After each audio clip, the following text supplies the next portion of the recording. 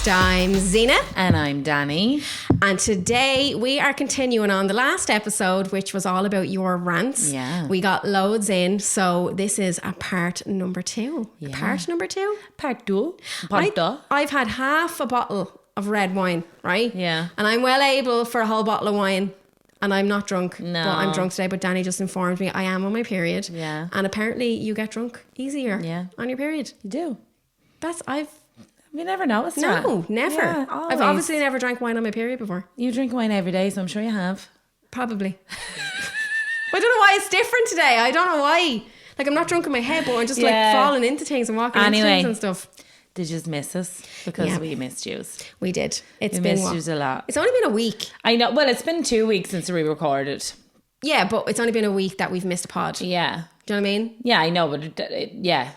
But at the end of the day, look, I have had a very busy week working. Yeah. Danny's cat died. She did. I know. I'm so sorry. I had her for 14 years. She was my baby. It's so sad when you lose an It animal. is, because it was like a child. Like, there was only a year and a half difference between her and my oldest. Like, yeah, it is. But yeah, so we've been very busy. Usually there'd be like content going up all the time, but there hasn't been. But we're back. We're back. We're coming back with a bang. We're back with a bang. Coming back with a bang. Yeah. And today's extra pod for our Patreon is going to be very interesting because today's the day. Today, Zena's been patiently waiting for. What are we doing? are going on shrooms. We're taking mushrooms for the Patreon extra pod. Yeah. So Danny's never taken shrooms before, so it's going to be very interesting. I've never taken psychedelics before. Yeah. Ever. And again, we're not promoting taking drugs or whatever. You do whatever you got to do for yourselves, but we're doing it because we're spastics. Unhinged. We're unhinged. We are unhinged. Right, you ready? Yeah, I'm ready. We get it. So let's get the party started. Let's get this party started. Okay. Right, you got some recaps in? I got one recap, right? Okay. Was listening to your podcast while waiting on the train home in Bray, and I thought my headphones were connected. The whole platform heard about the donkey punch kick. I'm mortified. We have put out many warnings before. Do not listen to our in public podcast out loud. No. Listen to it on headphones. Because there's no matter what part of the podcast that you'll skip to, it's got to be something fucking ridiculous. Yeah, it's going to be something ridiculous. But now the donkey one probably would be one of the worse ones to be. You think said so? Out loud. I feel like we've said but it's very aggressive though. Do you know what I mean? Yeah. Yeah, of course it is. Of course it is. Don't be dunking punching. Dunking punching? Am I going to be able to continue this episode? Oh my God. If you want to know what a donkey punch is, refer back to 2 episodes and we will explain. Danny, kick off people's rants. Right. I had a best friend for almost 13 years and for no reason, in my opinion, she just stopped talking to me. She avoided me. She crossed the street when she could. She didn't even give me a reason. I believe it was because she sent me a message telling me about some health problems she was having. I was also having some family issues, but I made a note to myself to reply to her in a couple of days later. When I went to reply to her, I seen that I was not only unfriended, but I was blocked. I felt terrible that I didn't reply straight away, but the family issues I was dealing with really had my head melted and I was in no state. She knew I was having some issues with my family. I just couldn't believe that she actually unfriended me and blocked me without so much as a message to tell me how she felt. Just 13 years gone for nothing. This reminds me of something. It reminds me of something as well. Do you want to take away this one? I can see it from both angles. Yeah, so can I. I can definitely see from both angles, but I don't know. Like me personally, if a friend messaged me with health issues or if they'd pulled away, like in a way that it's out of character, like I would make it regardless of whatever. Like I'm just one of those people that regardless of whatever issues that I have going on, I'll always make sure that everybody's okay, you know, that kind of way. Yeah. But there was one time in my life where me and my ex-partner had split up after 11 years and I was going through a really, really hard time. But a friend of mine at the time was also going through a really, really hard time. But I had been there for years because she had some health issues. And when I seen then, I had pulled away from everyone. Like my family, I wasn't texting no one back. I was literally just in a ball crying, barely raising my kids. Like I was in an awful state and I just didn't even look at my phone. And then it came to it then that I was blocked and unfriended off everything. And like that fucking destroyed me and it still destroys me to this day. But like, I don't know, it's a hard situation to be in because it depends on what the health issues are. Like if she texted you and just said, look, I've had the flu or blah, blah, blah, blah, blah. Do you know? Yeah. Then it's silly. Do you know? But if it was something more serious, do you know, maybe a text could have sufficed. Yeah. Like in my situation, there was no text, never not replied to. Yeah. It was just I hadn't reached out to see how they were. Yeah. So the last time that I'd spoke to them, like I was at their house and like I'd made brownies and brought them up and blah, blah, and there was a few little things here and there.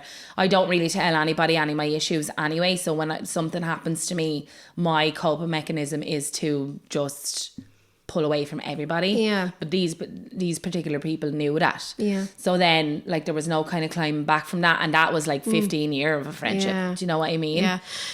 I feel like a friendship should be easy, right? Yeah. Like if something like that, like I would understand if you were going through something really hard and I hadn't heard from you in a few days. If I text you a couple of times, you didn't write back to me.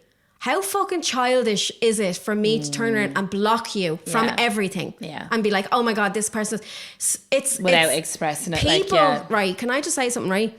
People are allowed to be selfish at times, right? I'm Of allowed course. to be selfish and put myself first, and other people are my friends are allowed to put themselves first before me and be selfish. That's like an understanding. Especially if it comes to mental health and stuff, because you cannot heal mental health and you cannot get better unless you're selfish and focus on yourself.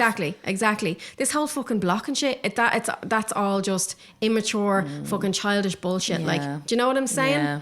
Like, I have friends who I wouldn't have to text. Yeah. I probably wouldn't hear from them within 6 months. Yeah. Right? Low maintenance friends, when we do text them, it's like you pick up, they're the real friends. You pick up from where it finished. They're the real friends because there's no animosity. No, you both have an understanding that everyone has their own different lives and everyone has different things going on with them, right? Yeah. And especially in your situation, you were friends with these particular people for 13 years and there for them fucking constantly. Yeah. And then all of a sudden, you take a fucking couple of months for yourself? Yeah. And you're blocked. I know. Do you know what I mean? And they don't see all the other things that you've done for them in the past. It's just a shit situation considering like what those other people were going through as well. So I do understand their anguish towards me, but it was also very harsh and there was very lack of consideration for, okay, well, this is very out of character. Why hasn't she reached out? But also at the end of the day, in those 2 weeks, why hadn't you reached out? Exactly. Knowing that I was so quiet. That, right? I think like in your situation, to the woman that wrote in, like to block somebody after 13 years of friendship and then to literally avoid you in the street, that just goes to show that that person actually really didn't think very fucking much of you in the first place. Yeah. And that they were maybe, because I could never, like if you didn't reply to me, there's not a whole, like I love you, like you're my best friend. I could never, no matter what you done, I could never block you and then just cut you. And I can cut people out of my life galore. Yeah. But people that I really, really, really care about, I can't do that. Yeah. So I don't think that person really gave a flying fuck. No. But then you're like, you can be selfish in a way. So it's very contradictory because you're like, well, you can be selfish and you can look after yourself. But maybe that's the other person being selfish by blocking. So there's, and they're looking after, like they were reacting out of anger and then that's them being selfish. Do you know what I mean? Do you get what I'm saying? No, I get what you're saying. I can see it from both angles, but I also think there's a level of like a huge disrespect there and huge not giving a flying fuck about you. Yeah, I feel like people need to have like a mutual understanding of each other and stuff. Like if something happened, if I didn't hear from you because you were going through whatever, right? I'm not going to block you. No. I'll text you a couple of times, whatever. If you didn't write back to me, fine. Yeah. Maybe I would be a little bit worried, a little bit annoyed. No, right? you would, but you'd be at my door to see I what the fuck is going on. I'd be like, because you know it'd be so out of character. Exactly. Of me. I would want to talk about it. There'd be none of this like, I'm blocking her. Fuck her. Do you know what I mean? None of that shit. I don't think the friendship meant very much to that person if they could just cut you out of their life like that. Yeah. I really don't think so. No, I think that's immature. Yeah, like you wouldn't. So immature. Stop being so immature. I'm the most immature person in the world. Coming from the two most mature people on the planet. World, yeah. Oh, that was an aggressive one to begin with. Right. Next one. Go on. My girlfriend doesn't take my ADHD diagnosis seriously and thinks I enjoy being an arsehole to them, which in reality I snap when I'm overstimulated and hate myself afterwards. They never accept my apology and think I do it on purpose and starts a row with me. ADHD is not an excuse, but I need some slack. Yeah, there needs to be an understanding. But as somebody, I only have an understanding of ADHD now because of having you in my life. And then obviously Aaron has ADHD, but I've been friends with you much longer. And Jade was always diagnosed, but we always knew that you had that. So I can see the difference in you and Jade's ADHD present very differently. So not that I've been lucky, but I've been very privileged to see both sides of what way the ticking can go, and what way you get overstimulated and what way Jade does, and what triggers her and what triggers you. So then I was going into my relationship with Aaron like so aware, so I know how to be gentle with him because of ADHD, and I know he has triggers, and I know he has like trauma from other relationships and stuff, and a lot of things do trigger him, so I can go into it gently. So but I make it my business to understand it, because I care about my partner. Do you know what I mean? And I care about, I know that like if he gets upset over something, it's not personal towards me, it's just his brain going into fight or flight, and I am aware of that. But I will continuously try to learn more about ADHD for his benefit. So I feel like your partner needs to do that as well. Like they can't just disregard your like it's not easy. Like ADHD is not just being hyper and fun and full of beans. It's not like it's like I've seen you have lows and I've seen Jade have lows, and they are fucking horrendous. Like it's not nice. Like no, it's not. It's not easy being in a relationship with someone who has ADHD, but it's also not easy being someone who has ADHD. And you know what? I seen something the other day. Do you follow Nicole Arbor? No. Right? She's someone that I used to respect her opinion so much, but she put up something the other day and I really feel like it was clickbait, right? And she was just like, ADHD is not real. She was like, it's just it's made up it's a made up mental illness for people to feel special, and it's the only mental illness that people actually want and brag about having. And there's different points that she made that I agree with, but also at the same time, right? I do feel like ADHD, it trends on TikTok. It's like a cool thing. Oh, I've got ADHD. Say that just because they're a bit jittery or they're a bit hyper. Like there's so much more depth to it. Like there's parts of me that love my ADHD, but if I could choose, I do not fucking want ADHD. It's not something that I want to choose or that I'm proud of. No, not at all. My favourite people in the world are people with ADHD, because you have that. Any person that I've come across with ADHD to have this like real fun, wild side, match your energy, blah, blah, but they're also like really self-aware and deep people. So because you're constantly learning about your own brain and how your brain works, you kind of make an effort to learn about other people as well. And I find people with ADHD are very empathetic because they don't get the empathy that they should. So I feel like they project that to other people. I get you. But I also understand obviously, because I was married before and in a relationship with someone, right? And I feel like that person struggled with me and parts of my ADHD that they didn't understand. But at this time, I was also undiagnosed and I didn't understand myself at that time either. So it was like, I knew that I was different and I had these issues, but I didn't know where they came from. I didn't know if I was depressed. I didn't know if I was just fucking lazy or I had all these, you know what I mean? I was just like, what the fuck is wrong with me? Like, why can't I do things by? And then obviously I see it from my partner's side at the time, how frustrating it can be to be with someone like that, right? Especially when you don't understand especially when you don't know and don't understand, right? But like, you know, this person here is in a relationship with someone who knows that they have ADHD, right? And again, I can sympathize with both sides, because people who have ADHD, as they said, very easily overstimulated and can be fucking arseholes. And they're hot-headed. You know, they say things on the spot that they might not mean, or they do things on the spot that they might not mean. And you have to be a very strong person to be with someone who's got ADHD.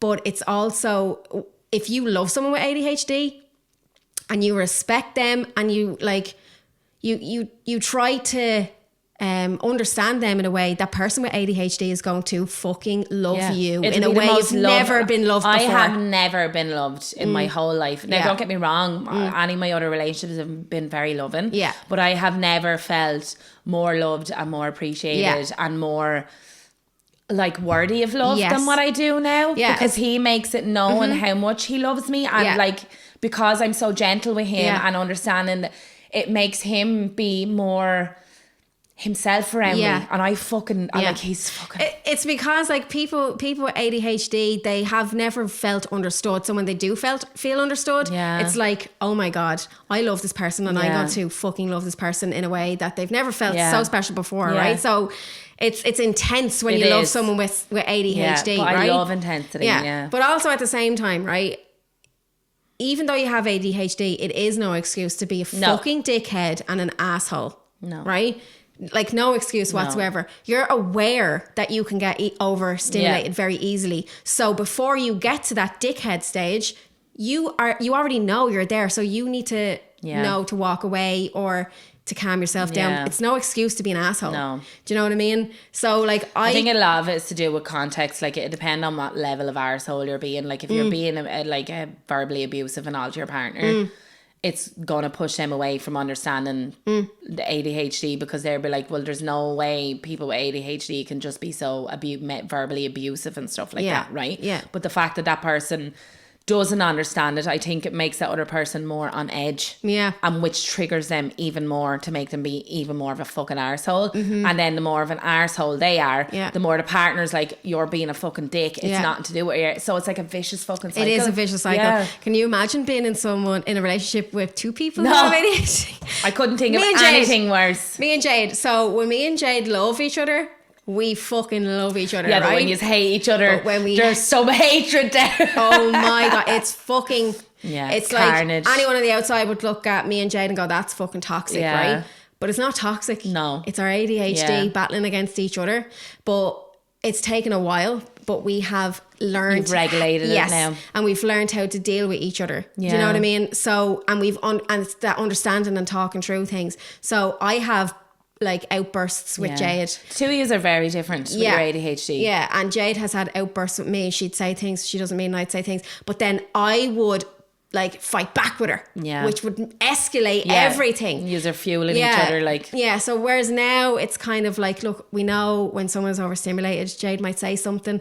I kind of have to take a step back and just be like, I'm not going to take what she said personally. Yeah, but Jade does that for you as well. Yeah, and she does that for me. And that's how it works. Yeah. So if you're in a relationship with someone who has ADHD, yes, it's hard. There has to be an understanding. But also, if you have ADHD, you have to try your best. Yeah. It's not you. It's not an excuse to be a dickhead. No, or you have to have some sort of self-awareness as well. Yeah. Like, you're responsible for your own emotions. I know your emotions can hit you intensely very fast and you don't have time to process them, but after those emotions hit, that's when you really need to have a bit of self-control. But because it's also the medication as well. Yeah. So the medication that people take for ADHD, it actually damages people's nervous systems. So at the end of the day, right, I love my medication. It's amazing. And I can't imagine not having it now. But I do notice at the end of the day, I get very irritated. Yeah. Very irritated. And but your I'm brain not like is that. probably exhausted though. It's your nervous system because it's amphetamines and it interrupts your nervous system. Do you know what I mean? It has your nervous system on overdrive. So at the end of the day, you get very irritated, and that's when like arguments can start. And that's something, because I'm only on medication now 2 months. Yeah. And I'm not someone who gets easily frustrated. You're not. Unless you have Zena drinks, and when she gets to this certain level of drunk, she turns into the meanest bastard. And you'd never think it, right? Now it's very rare. I know, but I don't fuel you because I know it's not you. You've seen it about twice. I've seen it more than twice. You haven't. That's very rare. Fuck you. You get so argumentative when you hit a certain level. Yes, you do. No, you get really. You're painting me out to be this terrible bad person. Literally just said I don't fuel into it because I know it's not you. You cunt. Do you want her to come out now? Go on then, bring it on. One of these days I'm going to go up against you and you're going to shit yourself. Danny. Zena. I'm not an asshole. Not all the time. I always say sorry Yeah, you do. the next morning. No, I'm but just you like, do. I'm That's what so I'm sorry. saying. I'm so sorry. Yeah. And you always accept my apology. I always do. So thank you. And ain't I always gentle with you when you're being an ass? Always very gentle with me. I always thought my whole life that I have no patience, but I've learned that I'm actually I've no patience when it comes to like time schedules. Like I hate people being late, even though I'm always late. Do you know what? I have a point, right? Here we go. Do you know the way people give out about people with ADHD? Yeah. And they're like, oh, you're always late, no consideration. Yeah. ADHD is not an excuse to be late. It's just you have no consideration for other people, right? And they're always like, you see on TikTok, I hate when people are fucking late. I hate it, but I'm always late. I hate, right? Flip this, right? I fucking hate when people Or are on early. time. Or no, but even on time you hate. Early, right?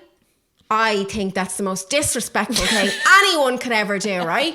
You knock on my door. Ever being early. No, you knock on my door 10 minutes before you said you were going to knock on my door. I fucking hate you. Don't you dare come knocking on my door 10 minutes before you said you're going to be there, because I've calculated and I've used those 10 minutes into my schedule of what I'm going to do. I can get ready in 10 minutes. Yeah. So it's 10 to 12, right? You're going to be here 12. I can get up, I can have a shower, and I can get dressed in 10 minutes. Yeah. You knock on that door at 10 to 12. You're in the shower having a wank, like. And then you come in here and you'll be like, are you not fucking ready? I'm like, excuse me? I have 9.5 more minutes. Excuse fucking me. So I think people who are early are just as rude as people who are late. Now, putting that out there. Just throwing that out there. Just putting that out there. So fuck you. Well, no fear me ever. But this is why our friendship will last love so when long, people because are I'm late. never early. I'm always late. I love getting Always. that text. I love getting that text. Sorry, babes, running late. We'll be about 20 minutes late. Love getting that. I'm like, yes. You are my favourite person. I fucking love that. I'm always late. Yeah, love that. Extra Always. 20 minutes for myself. Amazing. Amazing. Thank you. Right, I got this one in. Here's my name. Me and my partner broke up last week. Now, some of these are from the week before that we didn't get round to. Yeah. Me and my partner broke up last week, and when I tell you seeing other couples happy right now fucking infuriates me. Don't get me wrong, I'm happy you guys are happy, but it also sickens me. Fuck love vibe right now. Do you know what? I can relate to that, because when I was single, looking at loved up couples used to fucking make me mad. Yeah. And it used to and I think it was from a deep down of jealousy. That's what it is. Yeah. And I'd be looking at couples doing cringy things or like public display of affection. I'm there going, oh, get a life. Like, but now that I'm in love, like I'm doing all those things that cringed me out when I was single. So like, I really do think it like depends on It does. where you are in your relationship status. Yeah. Like, jealousy can tell you a lot of things about yourself, right? And people are like, I don't think jealousy is a bad thing. no, right? it's a healthy emotion if it's regulated and not used in a negative way. Jealousy can be toxic, but if you're someone who finds yourself looking at someone going, oh, fucking don't like them, fuck them, you know, they have this and they have that. Jealousy tells you a lot about what you actually want. So if you focus in and be like, do you know what, why am I actually like jealous of these people, and how can I work on that to make me not be jealous about that? What do I want? It tells you what you want. So what do I need to work on to help me get to that to that place? Like, jealousy is a great thing. It is. You know what I mean? Because like, if you use in the right context, it can push you and motivate you into making something of yourself that you wanted, that you see in that other person, that you admire or that you're jealous of. But there's plenty of jealous people out there. It's not a great emotion to work with. It's not. But when you recognise it can be a good fuel. Yeah. You know what I mean? See, but like for me, even though like I tried to say, like I'm a relationship girl, like I love. Like, me too. Yeah, love. Yeah. So when I was single, I was like, no, I'm a badass fucking cold arse bitch. I'm a man eater. I fuck these men off and use and abuse them, get what I want out of them, and then get rid of them or whatever. And I was like, oh, I'm living the dream now. But inside I was fucking depressed as fuck. It was like a front. Yeah, it was a front. Put up a front. You're trying to convince and yourself. now I'm like, oh, I was just big hard girl. But it was just and now I'm in love. I'm like this soft little kitty, and I'm just like, oh. Yeah, but that's okay also, because people can thrive being single. Yeah. Do you know what I mean? I needed to be single for that time because I needed to work on myself and I needed to learn a lot of things. I didn't know who I was without anybody on my arm. Do you know what I mean? I didn't know who I was as single, because the last time I was single, I was 21, and before that, like I wasn't single very long before, maybe a year before I got in the 11-year relationship. So obviously over 11 years, like I'd had another kid and I was either a partner or a mommy and I wasn't myself. Yeah. So I needed that year and a half being single to actually get confident in who I am as a person. So even though it was shit and I hated it, but there was times that I loved it, it really made me a better person. Yeah. And I don't think that I would be in this happy of a relationship or this relaxed or chilled and patient in a relationship if I hadn't had that time. I get you. To myself, I do. Do you get me? I totally get you. But this guy, right, writing in, guy or girl, whoever it is, let yourself be jealous. Yeah. But also look at it from a different perspective because there are people out there who are in fucking miserable relationships. And they post everywhere that they're so in love. But also like looking at single people not having to fucking, not having to like no responsibility towards anybody else, not having to ask permission for things, you're not having to worry about anything, you can just do whatever the fuck you want without consideration for any other person. And then there's people in relationships looking at single people going, oh, do you know what, I miss not being able to do what the fuck I ever wanted to do. But you don't have. Like. Yeah. So like when I was in a relationship, like there was nothing bad in the relationship, but I was just, neither of us were happy. So I was like looking at single people going, do you know, I wasted a lot of, not that I wasted my youth, but like my youth was gone to a relationship and I knew the relationship ended and I was like, oh, do you know, looking at all these people out having a good time. And then I became the person out having a good time. And then I was looking at people in happy couples and I was like, oh, I want that. Yeah. And do you know what I mean? So I think people always want what they can't have if they're unhappy. Yeah. Do you know what I mean? It's sad that people always want what they can't have. And it's sad that as human beings, we can't really live in the moment and enjoy what we have at the time. Yeah. Do you know what I mean? I'm like that now, and that's only because I had that time to grow. Because we always compare our lives to other people and we don't concentrate on ourselves. I know. So it's like, if I was this person who wrote in, I'd be like, you know what?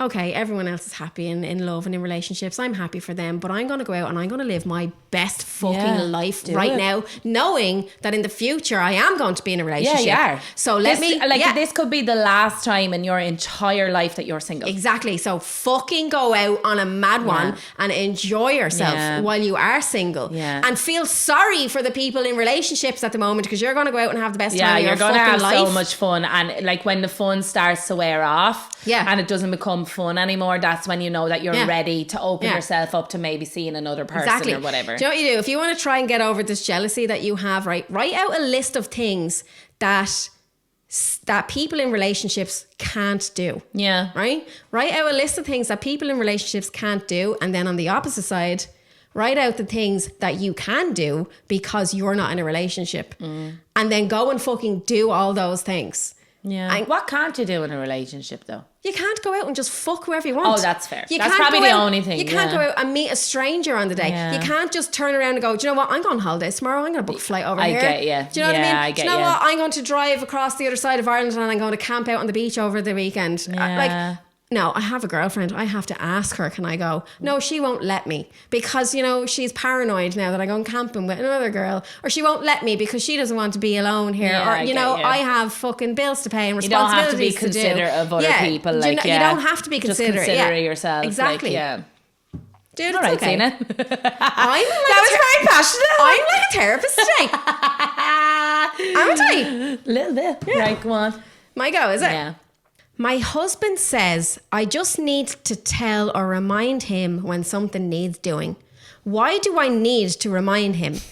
I never have to remind him to do anything for himself though.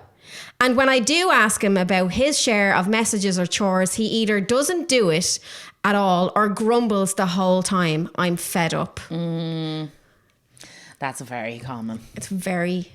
Men's brain, I don't think work so differently. They work, but it's not an excuse. It's not an excuse, but this is an age-old argument in probably every single relationship on the fucking planet. Yeah, men love, not that they love, but they need assertiveness, right? They need to be told to do things. Right now, fair enough. Like, if you tell a man to do something and he'll do it, right? If he's huffing and puffing about it, he needs to grow the fuck up. I hate when people huff and puff. I hate huffing and puffing. Hate it. Hate it. Like if you've obviously like it should be like share chores like that, and this man probably has the same chores that you do all the time. Yeah. Like put the bins out or empty the bins or Yeah. clean out the fire. Or, do you know your basic things that like the way the household works. So if this is something that this man has had to do for his whole life, and you still have to remind him about the same things over and over again, like that's fucking ridiculous. I hate that. I do. I hate that. Right? I'm going to use me and Jade as an example, right? I don't mean to be giving out about me and Jade all the time, but it's just like I can use examples to like explain things, right? Yeah. So Jade is someone who's out working every day of the week. Yeah. 12 hours a day. Some days she works overtime. She's really, so most of the time I'm the one at home cleaning and doing all the chores and stuff, right? So, and that's fine with me. Yeah. Totally fine. You have a bit more freedom with your job. Yeah. And that is fine with me. So I don't care that Jade comes home or Jade doesn't do things that I would always do, right? But there is one thing, right? One thing that I ask of Jade that annoys the shit out of me and that she never does. Even though I've said it a million times and I don't know why, right? Jade she has something against the bins, right? Okay. She won't go near the fucking bin, right? And I think it obviously comes down to her OCD, right? Yeah. She will not put something in the bin, okay? So if Jade opens a wrapper or something, the wrapper will go over there in the corner, right? Okay. And all the rubbish just stays there instead of going in the bin.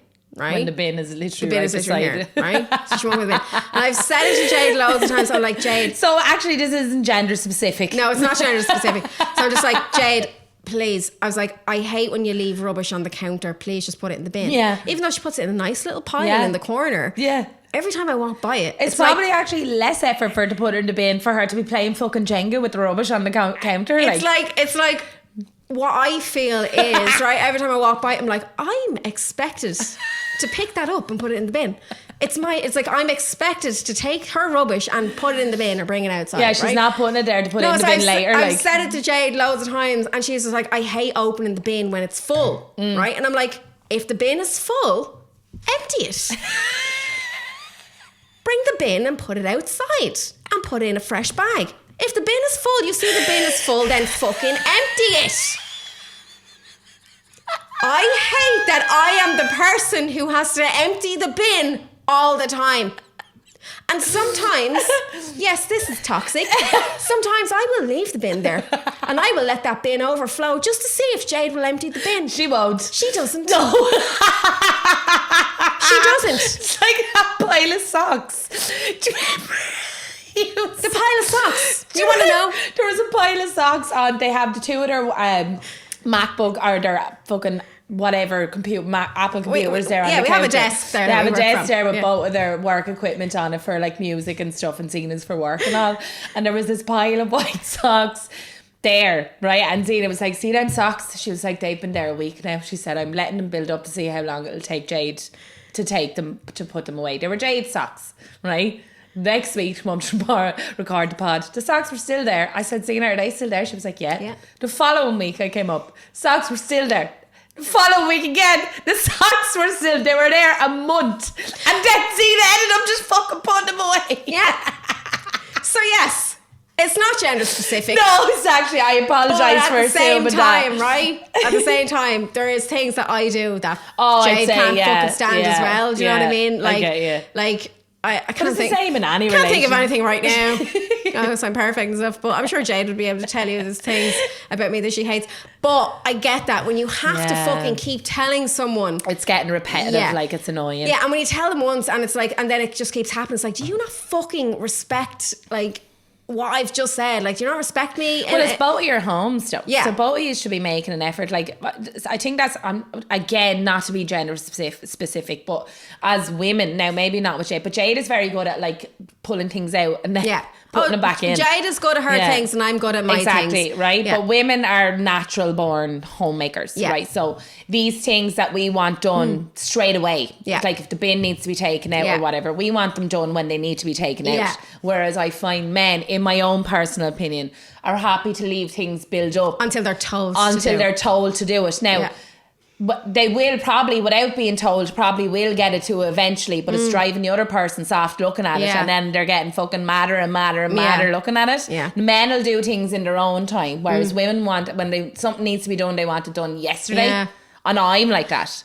Like if I want something done, I don't want it done now. I want it done 3 hours previously. Yes, I get you. Do you know you. what I mean? Yeah, I get you. Whereas men are like, I'll do it in a bit, and it could be 2 days later and it's still not done. Now, Jade's again, like, not to be gender specific, because obviously Jade is like, I don't know what it's like in a relationship with women. But Jade is kind of like that. So when Jade wants something done, she wants it done 3 hours ago, right? And that's where I get annoyed, because I could be sitting down, right? And Jade be like, Zena, you do this, and I'm like, she is literally giving me orders and she can't put her crisp packet in the bin. So I'm just like, and it gets me angry that she has asked me to do something. And I'm like, I literally ask of you to do that like every single day and you never do it. And I've just sat down with my glass of wine and you've asked me to get up and do something. You can't do it yourself. So this is where this is what I'm dreading about. Like, obviously my and Aaron's relationship is quite fresh. We're not living together, blah blah blah. But this is why I was even saying it to him the other day, because he would not, like, I'm definitely OCD when it comes to cleanliness and things being organised. I hate clutter. I like everything very minimalistic. If there's any, like my bedroom is my wardrobe, my 2 lockers, 2 lights and a telly and my bed. That's literally it. There's no clothes anywhere. There's no nothing. There's no knick-knacky bits. If there was, I can't sleep. So I feel like my skin is crawling if there's a mess around me. Whereas Aaron is very chilled about all those things. Like, there's no rush on cleaning up after himself and blah. Do you know, in his own home, like, you know, not in mine. He's very good at mine. He'll always clean up after himself. Or if I cook, like, he'll be like, will I clean up or whatever. But I don't know where the fuck I was going with this. I'm gone. No, it's okay. It's okay. It all comes down to communication. Because there's things. Yeah, but she's giving him communication though. And he's just grunting about it like a big babby. I know. Well, stop fucking pissing your... Fucking do. People need to take responsibilities for their own fucking shit. Like, that's it. Like, honest to God. She's not there taking a shit on the floor and asking you to clean up. She's wanting you to clean up your own fucking crap. Yes. But then at the other side, right? Then at the other side, just to have a different... Maybe this person who wrote in doesn't work. Yeah, and the other person that's works. what I'm saying it is. But I'm just saying, but there has to be a bit of slack for the other person as well. If they're like the main fucking earner of the house and they work more. As you know, I like to flip things. So like, maybe this person doesn't work, but I can see from both sides. Yeah. And then the husband comes home and is like, for fuck's sake, like, why didn't you do it? Like, I'm out working all day. Do you know what I mean? I get you. So, you know, there's two sides to every story. Because you're working, you still have, as an adult, you still have to clean up after yourself. Yeah, you do. Do you know what I mean? You can't be just going making messes, and just because your partner isn't working, that she's not your mother. Yeah. If you wanted a mommy, go back home. Like. I used to be with someone who never flushed the fucking toilet. That's, even after shit? Yes. That's disgusting. And I always had to tell them to flush the toilet. No. Always. Why?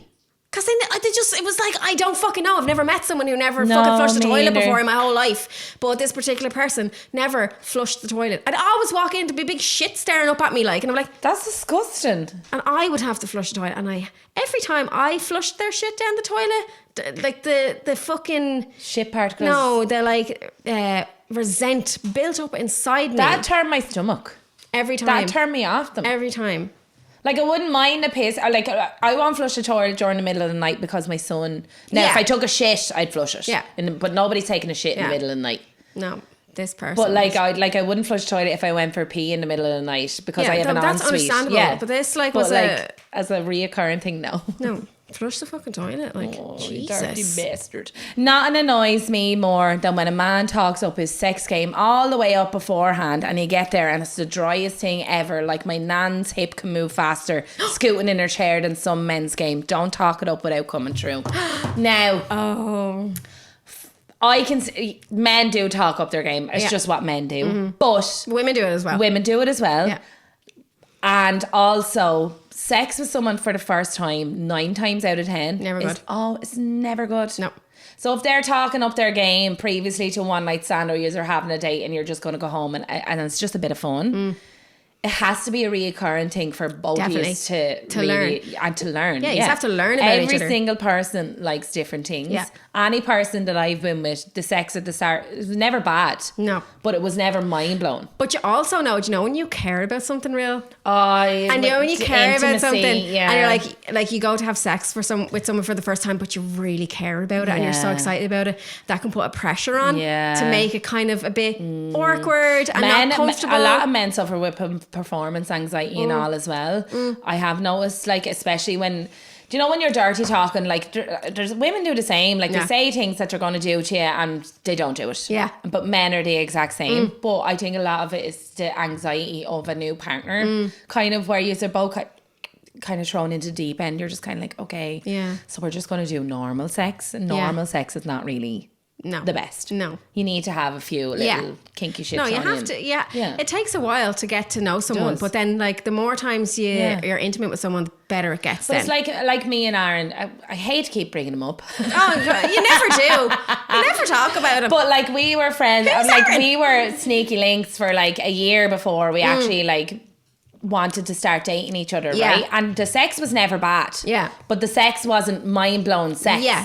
But obviously two of us kind of felt somewhat of a bit of a connection that we kept going back to each other. Yeah. Right? But now that we're together, the sex is fucking unbelievable. I haven't stopped hearing about it. I can't, the words aren't even coming out of my mouth. Like, that man can look at me and I'm weak at the knees, you know, but it's the connection, and I know that it's going to be good because I want it all the time because he listens to my body. Yeah. And I listen to his, and we know what each other likes now. Someone could be shit at sex with one person and then amazing with another. Exactly. Yeah, because like two people. But like you will learn things, right? So so say with a man, right, and it was in a relationship previously, he's gonna fuck you like he fucked his ex. Yeah. No, but he is still. He's gonna use the same moves because obviously the ex enjoyed what they used to do.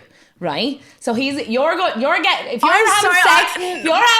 with a man, that man is gonna fuck you like exactly like he fucked his ex. I have never thought about that, but it's true though. I've never ever thought about it. So then it takes him a while to unlearn what the ex likes. Ew. Yeah. Oh God, that's just after giving me the ick. Yeah, this works. This is what it is. What it is. Oh my God. Are you telling me the first time me and Jade had sex, she was thinking about her ex? Yeah. No, not just she was thinking, but she was pulling the same moves that she pulled on her ex. Oh, I was doing the same? Yeah. Oh.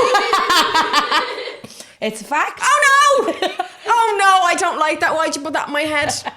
No, I'm not comfortable right now. No, but it's true, though. Oh, God, I feel like you've just Because when you learn somebody's body and their body reacts to it and they enjoy it, you go on to the next person, right, this bitch is going to fucking love this.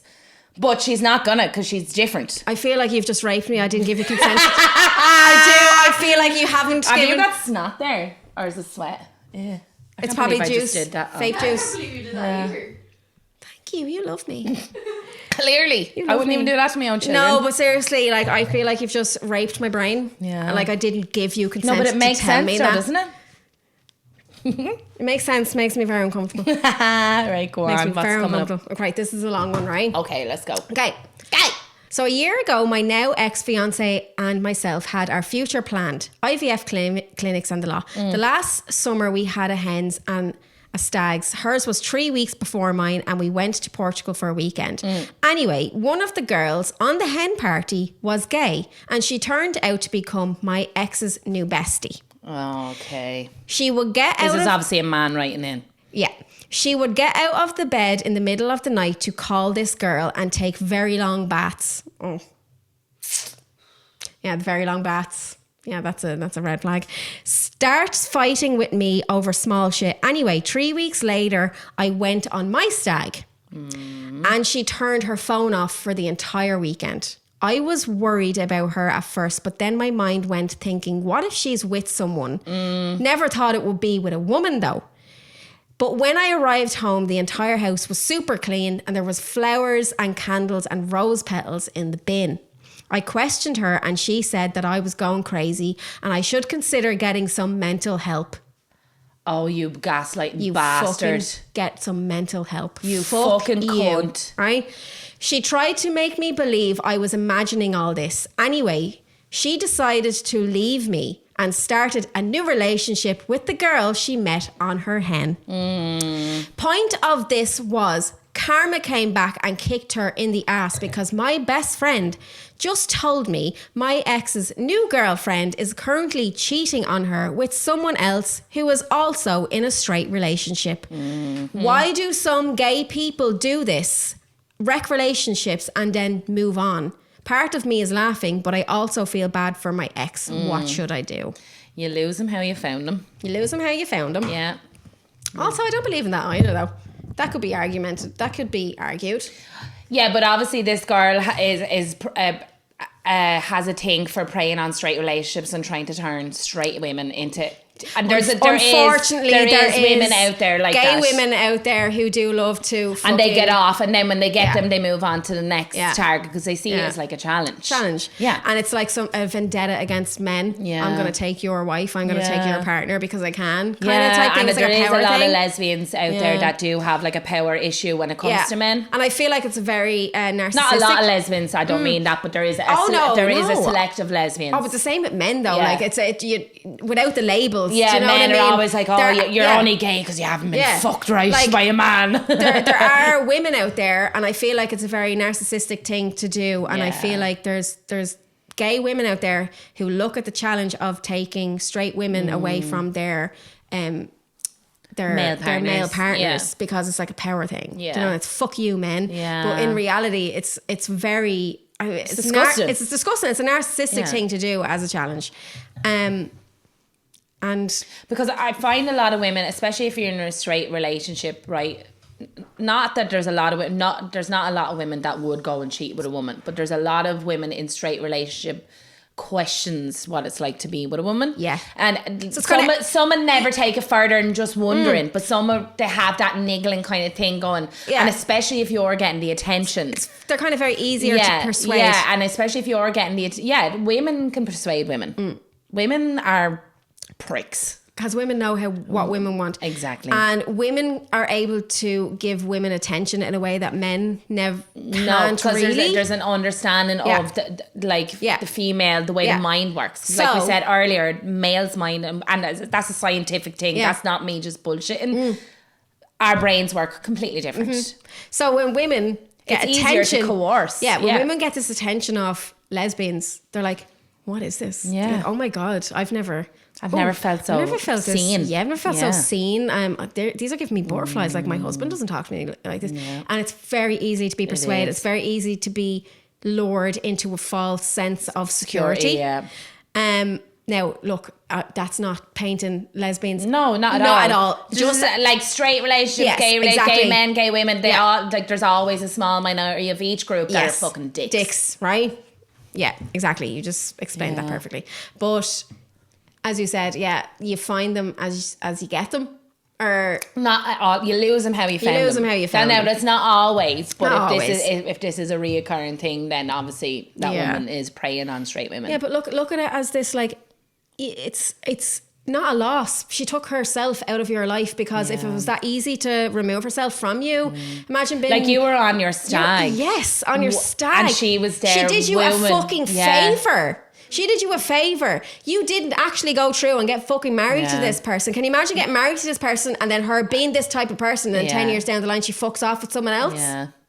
That was inevitable by the signs, whether if it was with that woman or another man down the line or another woman down the line. If she can be easily that coerced out of your relationship, then she's not somebody that you definitely do not want to marry. Exactly. So the universe did you a little favour there, and it hurts. But you said, what should I do? Do nothing. Sit back and do nothing. Do nothing. Don't be her shoulder to cry on when it all. Do not lower don't feel yourself. sorry for her. Absolutely not. Don't feel sorry for her. You because she didn't feel sorry for you when she was there with candles and flowers and rose petals and all when you were on your stag preparing to marry the love of your life. It could be worse, right? Bastard. It could be fucking 8 years down the line and you're getting divorced and now you have to put up fucking 10 grand to sign fucking divorce papers. Consider yourself fucking lucky. Right. Do you know what is pissing me off, Danny? Deep down. What? I know my man does not fully respect me. Online is seen as a grey area and I hate it.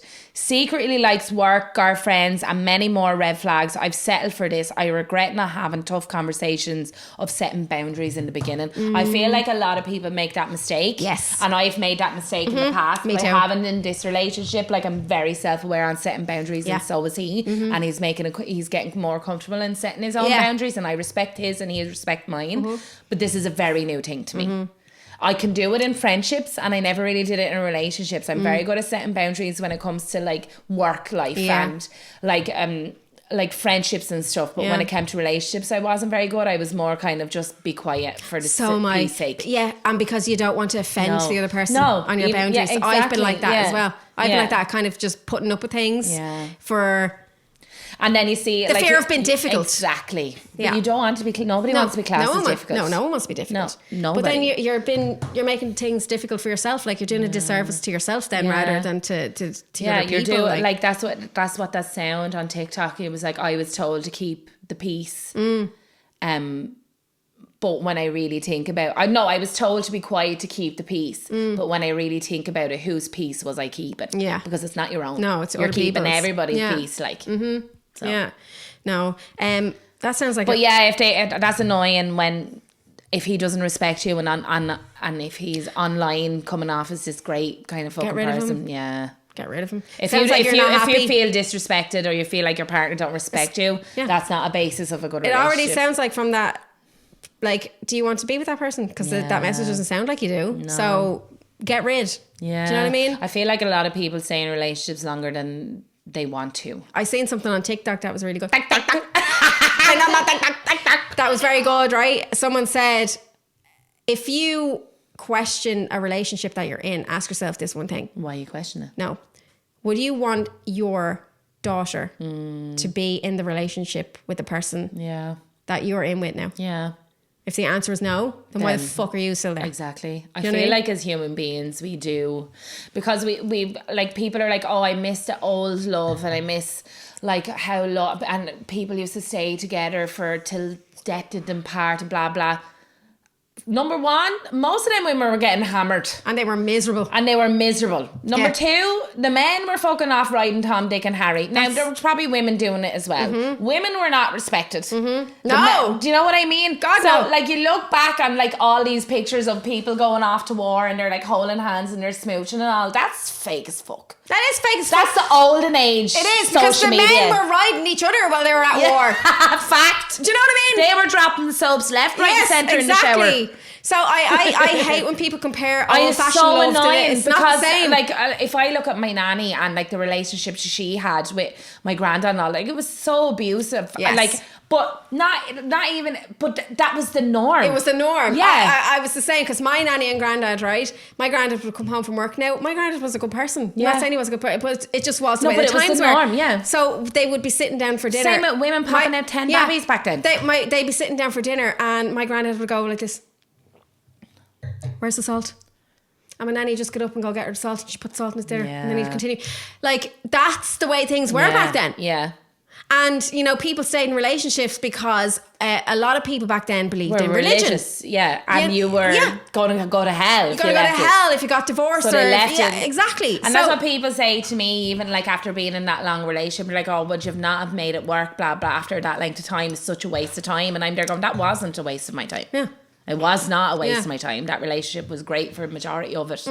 For most of it. Like, it was just, the two of us just didn't feel the same at the end. Yeah. But, like, people look at, that's what annoys me. So people in long-term relationship are like, right, I'm not happy, but I'm not going to leave because that's such a waste of 6, 7, 8, 9 years. I'm like, it's not a fucking waste. Stop looking at it like that, because you wouldn't be who you are without that. I used to have that mindset. Yeah. So I remember saying that to you. It's so annoying. It's so fucking annoying, because it's like friendships or meeting people in work and stuff. Like, it's all stepping stones until you get to where you need to be. The difference is, from the past and nowadays, is people have boundaries. Yeah. And in the past, they probably had boundaries but never followed through with them. But people follow through with their boundaries now, because people have learned to put themselves first these days. Yeah. And they're like, do you know what? I know I've been married to this person, but like, I'm not happy anymore, so I'm leaving. Yeah. And I actually think that's an amazing thing. It is, but to be able to have the courage to do that when society still looks at it going, oh my God, they're not married anymore. Like, I have been, like, I was obviously married,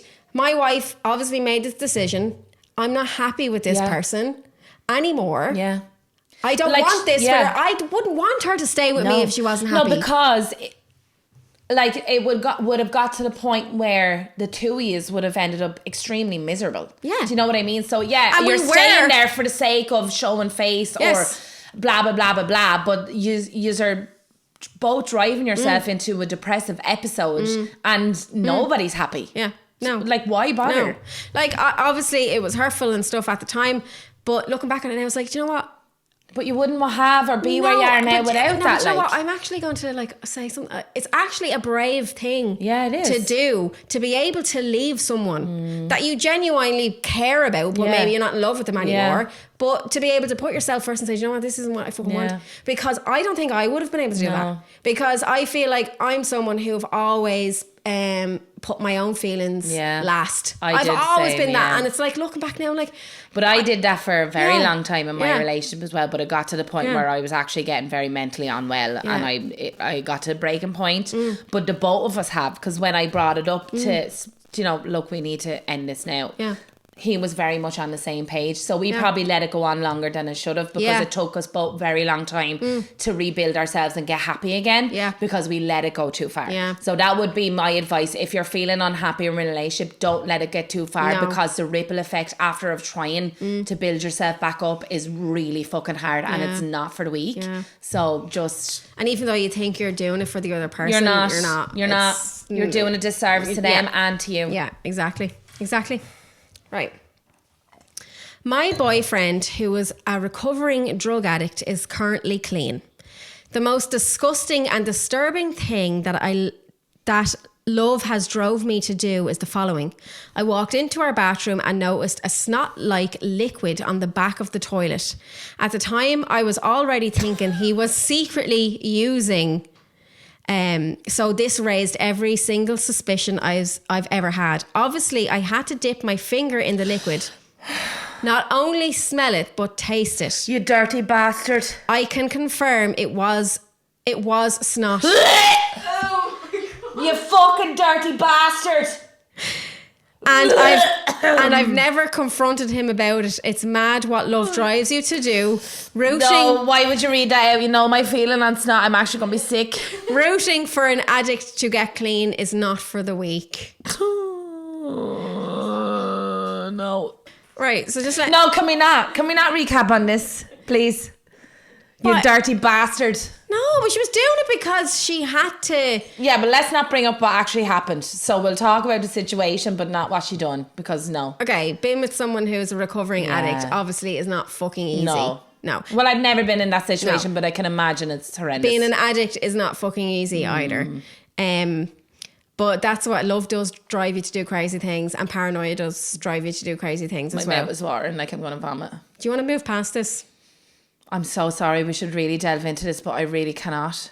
Okay, Danny cannot deal with...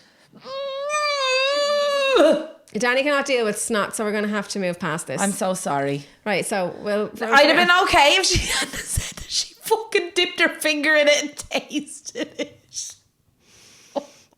She had to check and see, Danny. What else could it be like?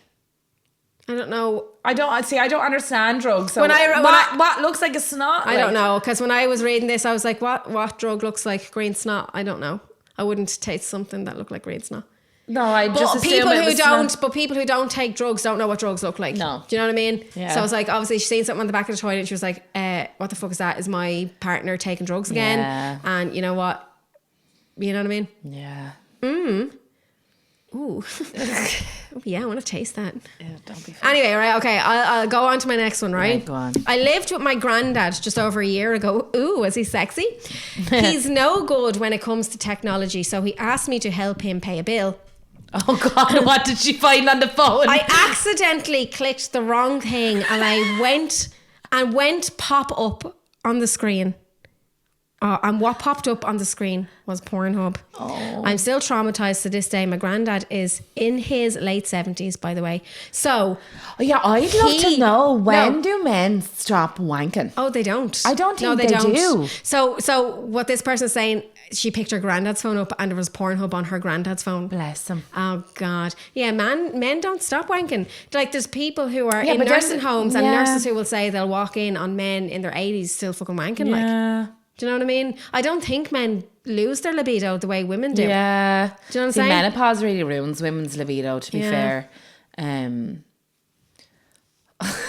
Imagine picking your granddad's phone up and the thought- porn. What see, was the porn? Like, I've never had, like, my granddad passed away when I was quite young, and then my adoptive dad's granddad, like, I don't really have a relationship, so I've never had, apart from a child, a granddad figure. Yeah. So I can't really put myself into that place. No. But even, like, the thoughts of my dad, do you know what I mean? Picking up my dad's phone and Pornhub being open like that. Ew. Now, yeah. I can imagine it's probably worse if it's your granddad, because you're like, you shouldn't be doing that, like, you're old. No, men are men. I don't think stuff like that phases me anymore. Yeah. Because I feel Well, like that's because you're into old men, though.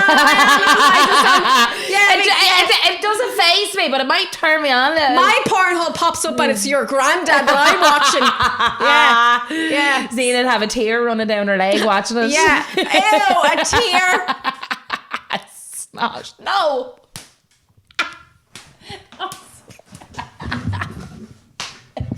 Yeah. Right. Gym couples boiling my piss. I can't get over how many couples are going to the fucking gym together, hugging and all sorts of public display of affection going on. If you were there with your other half, how are you supposed to have a sneaky look at the other women and men in the gym without them getting jealous, for fuck's sake? So who's he mad at? He's mad at gym couples. But he just doesn't understand, like, what I clearly don't understand going to the gym with their partner, because, like, that just confirms that men go to the gym to have a sneaky look. Ew. I understand. I tried to be that gym couple before because that's what I felt like I was wanted to be. I'm not a gym person, to be fair. Like, I love lifting heavy weights and all, but I like doing, like, activities that are kind of out of the norm, like I do the aerial hoop and stuff. So it's exercise, but I don't see it as exercise. Yeah, I like going on hikes and walks and stuff. Yeah, no, I couldn't think about and I do go worse to the than gym that. every night. Jade loves going to the gym. Yeah, James. But she does it more for her mental health, her mind than anything. But like, I used to force myself to go to the gym in the past because I remember when we were first started being friends and you were a big fat heffalump and you used to send me videos of doing lap pull downs and all, and I'm like, why are you sending me this?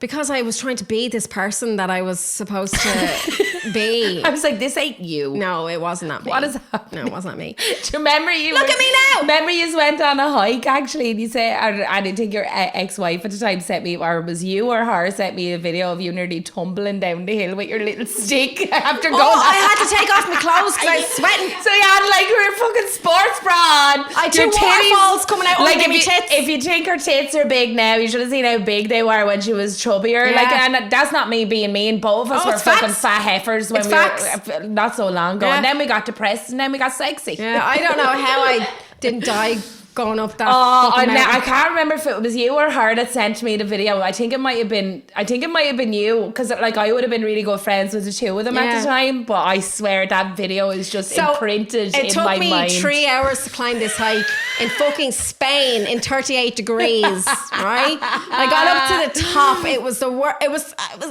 was beautiful. Yeah, absolutely the stunning and scenery was, beautiful. because Right? you were going around in the camper and it looked But incredible. I went with loads of fit people. And I was like a sore thumb sticking out. I was like the fattest one in the group, and I was so unhealthy.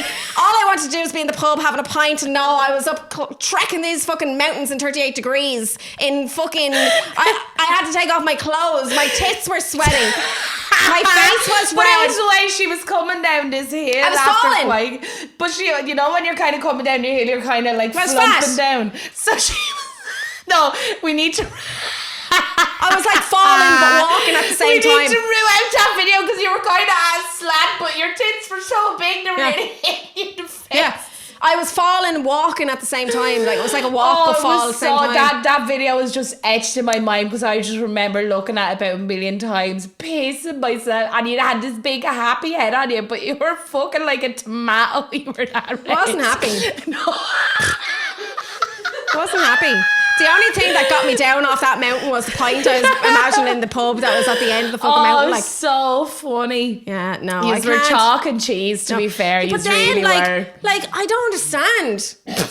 Because I haven't stepped into the gym and I'm fucking skinny now. Yeah. Do you know what I mean? Because it's like, it's really weird. Because like, you know, when you try to be something so hard. But you nearly go the opposite. The more I tried to lose weight previously, the more weight I put on. So weird. Like looking back at myself, like I tried to be this person. You see, I'm in the gym and I'm doing all these things, trying to be this great fucking better person for my other half. And I'm just like, and now I'm just like, all you needed was a bit of depression. All I needed was a bit of stress and depression. Yeah. And yeah, look at me now. Ain't no diet like the breakup diet. Yeah, she regrets leaving me. I doubt it. I doubt it too. I don't blame her. No, go on. She's happy and I'm happy. And that's all you could want. But you know what? It's like things like this happen in life and they're devastating, but you look back on them in the future and it all makes sense. You know, it's like, you know what? Yeah, it all makes sense. I'm so happy that everything worked out the way it worked out. I wouldn't change anything. Yeah. I love who I am now and I love who I'm with. And I wouldn't want to change anything. And I'm sure she feels the same. Yeah. And there's no resent. There's no nothing. I'm happy she's happy. And I'm happy that I'm happy. I don't know if she's happy. I'm happy. We will assume. Well, we will assume. We got any more in? Yeah. Well. Oh, no, sorry. This is actually really depressing. Go on. Well, honey, I'm 43. I'm in menopause for over 15 years and only halfway through. I'm drained in life and I just want to be done. Oh, menopause is so tough on some women. People suffer so bad with depression and suicidal thoughts when they go through menopause. Yeah. Why the fuck do women go through menopause? I know.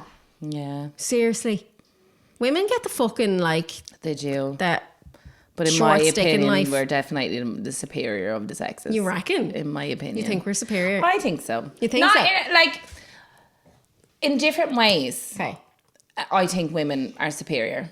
Men are superior in a lot of their own kind of little categories, but in my opinion, their own little categories that they put themselves in. Yeah, like wanking at 80 years of age. I hope I'm wanking at 80 years of age. Yeah, no, but they get the I'll let the Parkinsons do the fucking job. I won't even have to do anything. I'm like, oh. No, but Danny, we go through menopause and men still get hard-ons at 80. How's that fair? It's not fair. We all want to come till we're 80. And then you hear men going, yeah, but I wonder, is it harder for women to come then after menopause? Or is it just more hormonal turmoil? I don't know. Any of the women that has gone through menopause, do you find it? Because I know a lot of women, older women say, that are in their 50s and 60s, say, that the sex is great. Yeah, but after they go through menopause, when it's over. So when you go through menopause and when menopause is over, or even during menopause. Now I know during menopause, your libido has gone to flatlined, but do you find any women that's gone through menopause or has gone through menopause to listen to this? There's probably no one. No, but if there's one little person out there, I want to know how your sex life after menopause went, or not even your sex life, but even just when it comes to masturbating and stuff. Yeah. Does it affect it when you come out the other side? Yeah. Is it harder? Is it easier? Or can you still come? Or are you just coughing down below? Yeah. I suppose. That's what I mean. Oh God, the little bits of dust coming out and all. I don't know. I suppose people are different though. Yeah. And I suppose it depends on the medication that you're taking as well. Yeah, some people raw dog it now, to be fair. But then some people go on HRT. My mother, when she went through menopause, she has she did have a blood condition that was called factor V Leiden, which made her not be allowed to take HRT because HRT thickens the blood. Yes. And factor V Leiden is when you're prone to blood clots. So my mother wasn't allowed any medication when she was going through menopause. So was she done menopause then before she passed away? Has she gone through the other end, or was she still going through it? It's not something that she I ever spoke about with Mum. I just knew she was going through it, and I knew at the beginning she went through a really hard time. Yeah, my mother was the same. Really hard time, and depression, suicidal thoughts, everything. She went through a really hard time. I didn't really understand it at the time. And no, but I don't think it's something you can understand until you go through it. And I kind of regret not sitting down and speaking to my mother about it. But you didn't have that type of relationship, though. No, it's weird. Me and Mam were so close. We were the best of friends. Yeah. But when it came to talking about intimate things, we didn't talk about stuff like that. Yeah, that's a lot of relationships, though, mother-daughter relationships. Yeah, I don't know why it was like that. But that's the norm, I think, to be fair. It didn't take away from our... She was my best friend. My best friend in the whole world. She's the best person ever. But if like I had an issue with something, I wouldn't really burden her with it. And I feel like if she had an issue, she never really burdened me with it. I get you. And not that that's healthy. No, but it was just... It's just the way it was. That doesn't take away from your relationship with your parents. It's just with her. Like, it's just the way things go. It was a caring... Although it's not a good thing, I think it was a caring thing, because I didn't want to put my mum under stress under things that I was stressed about. And she obviously didn't want to do the same thing with me. Yeah. But looking back on it now, it's...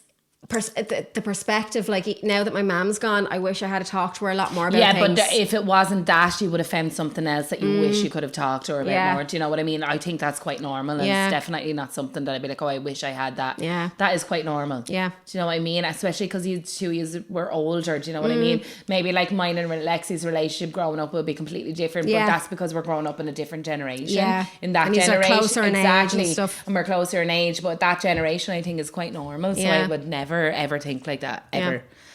I got one in. Come on in. I have no more, so I think we're coming towards the end of the pod. Yeah, okay. I'm so sick and tired of good women falling for the bad boy type over and over. And then by the time they give the nice guy a chance, they have so much trauma that it ruins what could have been a great relationship with someone that would have treated them like a queen. You see, nice. Bad guys have the charm. Now, fuck off, because I always went for the nice guy. Like, especially when... Yeah, but they have no charm. No, but they fuck you over just as much the nice as guys. The bad guys, yeah. Like, the guys that I would have been seeing after I had become single would have been categorised as the nice guys. Right. And they all fucking hurt me. Yeah. Not hurt me, but they... Like, it doesn't... I think everybody can be considered a bad guy until you meet the guy that's meant for you. Right. Do you know what I mean? So everybody has the potential to hurt you. Until it's somebody that you are destined to be with, in my opinion. But the whole bad guy persona, I think a lot of it is confidence. Definitely. Like, women love confident men, but I was always the opposite. So Aaron is the first confident man that I've ever been with. Aaron's ego is bigger than my fucking left side of my labia. And she's a big one. Can confirm. I nearly choked on it. I sucked too hard and it tickled my tonsils. She thought I'd made her a corned beef sandwich in the middle of the night. To the back of my tongue. There's a bit of chewing on that side now, to be fair. Bit of chewing, yeah.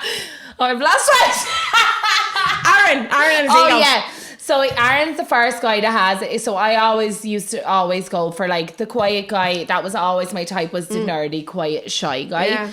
And like all of them not have intentionally hurt me, but it never worked. Yeah. So sometimes the nice guy can be the bad guy as well. Do you know what I mean? Yeah. I presume he's probably on about like maybe drug dealer men and stuff. Do you know what I mean? The associated bad guy, like. I think, again, it comes down to the primal thing as well, though, because, like, you know, back in the primal days, women love to be looked after. Yes, and women would always pick in any species in the world. Any animal will look for the more stronger and confident, the more protector, confident opposite or whatever. Yeah, and I think it's a natural thing. So when women see bad guys with this confidence walking around and stuff, it's like it's a natural instinct to be attracted to them. It is annoying though for the quieter guys, because they obviously can't help, like, if they're anxious and stuff like that. And like, he's very correct in saying that they've actually so much trauma that it does ruin the relationship. Do you know, if I was straight, do you know who my type would be? Who? I'd look for an accountant. Looking for a man in finance. Exactly. I would look for a man in finance. You know, a nerdy geek who 6'5", blue eyes, good with numbers. You know, good with numbers. A bit geeky. You know, he was a bit awkward and stuff. But you know, he had money. No, but do you ever see that like thing of like accountant men? Like, because that trend was like looking for a man in finance. So 6'5", blue eyes, and then all the women underneath the things going, don't go for men in finance because they're the most fucking toxic men. Yeah, because they're egotistical. Okay, so maybe all men are toxic. So that's what we're getting out here. I think everybody's toxic. The research and the statistics are coming back. I think everybody is toxic until they find the person that they should spend a majority amount of time with. Do you know what I mean? Like, it might not be your soulmate forever, but it could be somebody you could spend years with. And I think everybody can be toxic on a certain level. Oh, definitely. 1,000,000%. Oh. Yeah. I'm so toxic. You can be, but I can be toxic as well. Everybody can. Yeah, I think so. Everybody can. I think we're delusional if we believe that we can't. Like, nobody is perfect in this world. Yeah. And if you say, oh, well, I don't have any toxic tendency, you're a big fat fucking liar. You're a big fat fucking liar. You're toxic! After what you just told us outside, Libby! That's talking to myself. Toxic is toxic. We're all toxic. And we all just need to understand that it's okay to be toxic every now and then, but when you recognize it and you can rectify the situation, then it's okay. It's people who stay toxic. Don't stay toxic. Self-awareness is the key to happiness. Yeah.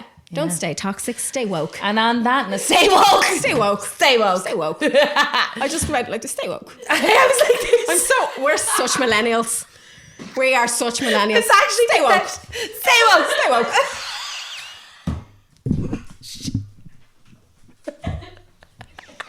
And on that note, we're not cool. And on that note, this is the end of the podcast. This is the end. We missed you guys.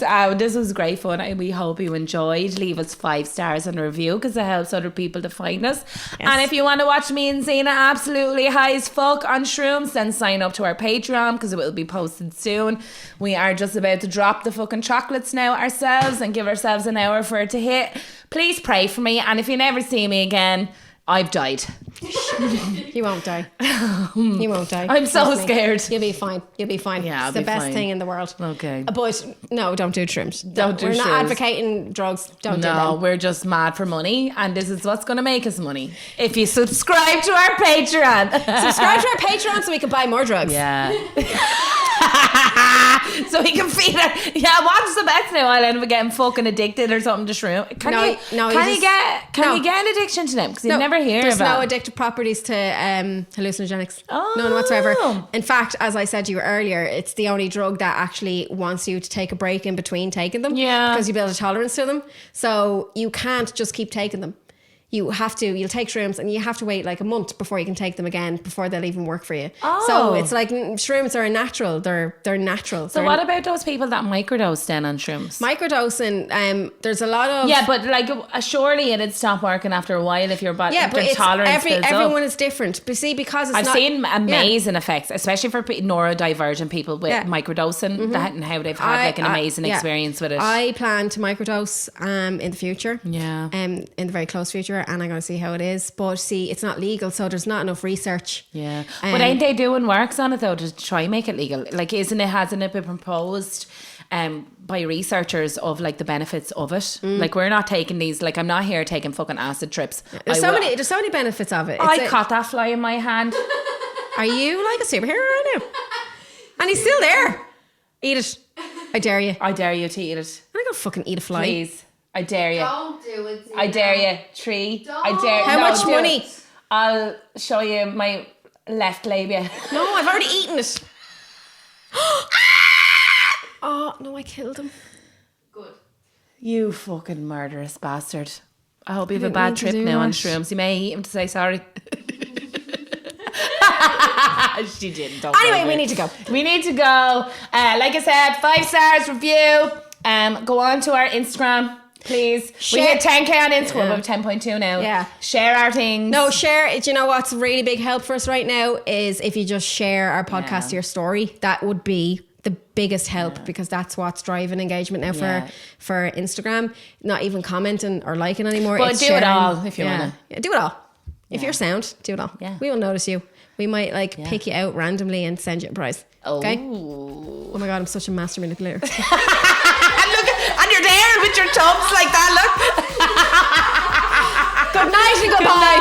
See you in the next cartoon. Bye.